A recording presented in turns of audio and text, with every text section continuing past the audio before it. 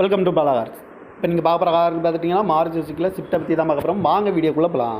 இந்த கார் பார்த்தீங்கன்னா மாருதி சுசுக்கியில் ஸ்விஃப்ட்டு. இது ஒரு ஆட்டோமேட்டிக் வண்டி தான் அப்படின்றாங்க. இந்த வண்டியோட மாடல் பார்த்தீங்கன்னா 2018க்கு 5. இதோட வேரியன்ட் பார்த்தீங்கன்னா VDI வேரியன்ட் தான்.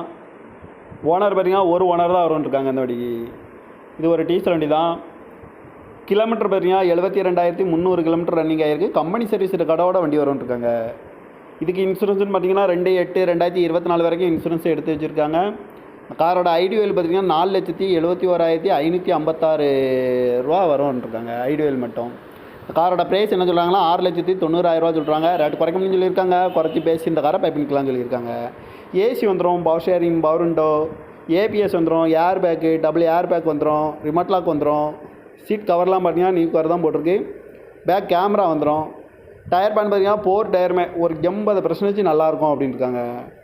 கார்